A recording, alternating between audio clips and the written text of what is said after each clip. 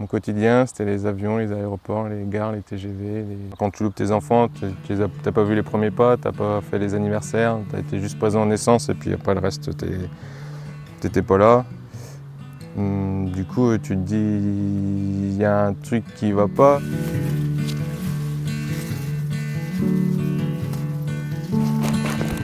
Bienvenue à la ferme des petites planches. Ça fait 5 ans qu'on est installé. Alors ici, c'est une ferme diversifiée en maraîchage. Donc ça sera des légumes et des fruits de saison. Et là, on va les récolter les laitues. On était parti de rien, parce qu'au tout début, on avait juste une planche en bois et puis des bottes de radis et du mesclun. Et en 5 ans, maintenant, on alimente 200 familles. Petit, j'étais dans une grande maison avec beaucoup de terrain à la campagne. Et depuis gamin, j'ai toujours fait du jardin, tout ça. J'étais un grand passionné d'agriculture. J'ai fait mes études du coup agricoles. Tu le prends, tu enlèves juste ça, ça s'enlève à la main.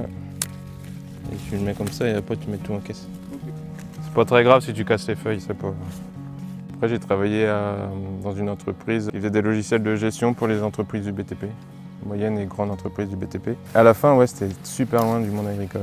Mon quotidien, c'était les avions, les aéroports, les gares, les TGV. Et ça a duré 9 ans la blague. Certes, tu as une situation financière qui est très confortable. Quand tu te poses, tu te dis mais en fait, t'en profites pas.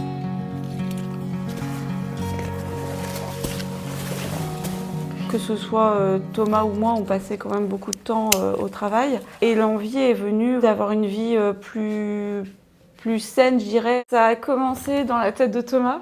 Il a réussi à construire ce modèle de micro-ferme, du maraîchage diversifié sur petite surface. C'était assez une évidence à partir du moment où moi j'ai fait un burn-out. Après, c'était pas forcément lié qu'au travail. J'ai eu ma fille, ma troisième, et de fil en aiguille, je me suis dit voilà, Thomas avait de plus en plus besoin. On s'est agrandi progressivement, donc c'était aussi une évidence de s'arrêter et de pouvoir rejoindre Thomas. Et le Covid a fait que on est resté là enfermé. Enfin enfermé, nous on n'était pas trop enfermés, c'était la campagne, mais on était chez nous et du coup on a dit on va retourner à la source en fait. Et c'était un rêve d'enfant, donc c'est un rêve qui s'est accompli. Échalote, fenouil, pommes de terre nouvelles, oui, radis, non. Tomates cerises, peut-être. C'est pas une question de liberté, c'est une question de bien se sentir pour moi. C'est le plus important. Moi, c'était important aussi que je rencontre du monde, le côté de la vente avec le contact client. Thomas, lui, il est bien à faire pousser ses légumes.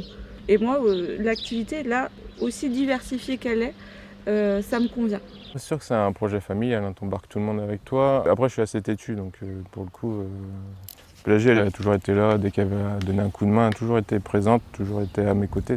Elle temporise beaucoup, elle réfléchit. Moi, je suis plus tête baissée. Une AMOP qui va nous appeler, il nous faut 15 paniers, je veux dire oui tout de suite. Pélagie va dire attends, je dirais oui, puis on se débrouillera après. On a deux façons différentes de faire, mais après, elle a toujours été à mes côtés, ça là-dessus.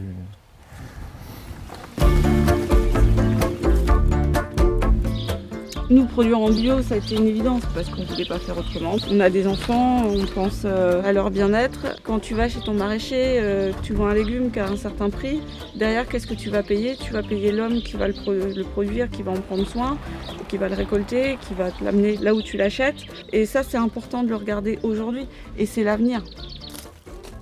Non, après, j'ai eu la chance aussi avec moi quand même. Ça, je l'avoue. On a toujours eu une bonne étoile au-dessus de nous. Jusqu'à présent, ça a quand même été.